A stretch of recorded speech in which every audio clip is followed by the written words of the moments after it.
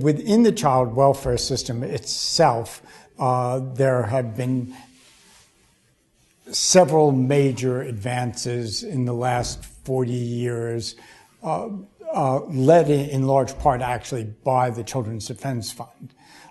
Through legislation and changes in practice, we have both provided more services for families, provided greater permanency for children who have to be removed from their families. We've involved kin and extended family units more fully into the entire process.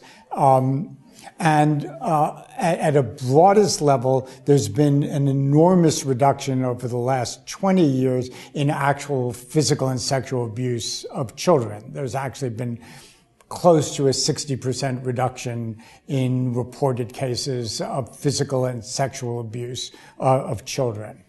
While we have made progress with the physical threats to children from physical abuse and sexual abuse, the largest percentage of children who are put at risk are in child neglect, where their parents are often in deep poverty, where there are everything from a lack of adequate supervision or home conditions to the inability of the parents to focus on the emotional development of the children. And we haven't really made at all adequate progress for that group, the group of teens who enter foster care after they're 12, who age out of foster care, who are there past 18, and a large percentage of them become homeless, don't get jobs. We've made some small progress, but that's an area where we need lots of progress.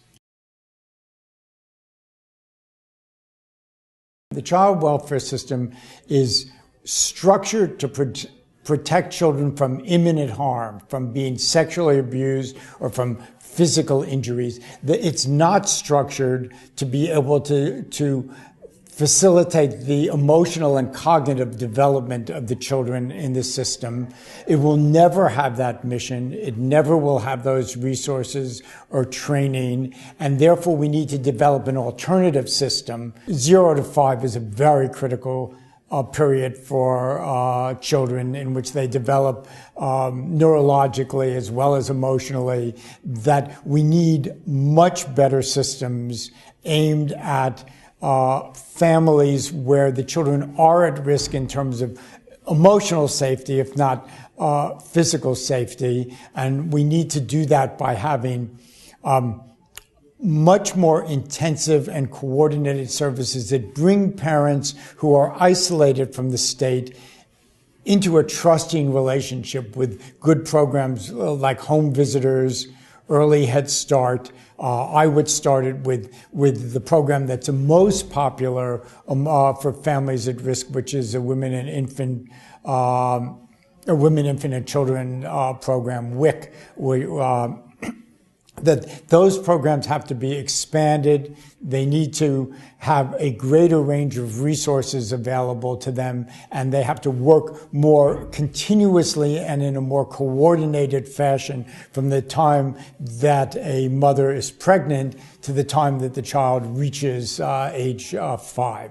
I believe that we need to embed these sets of services in the healthcare and in the education systems and not in the child welfare system.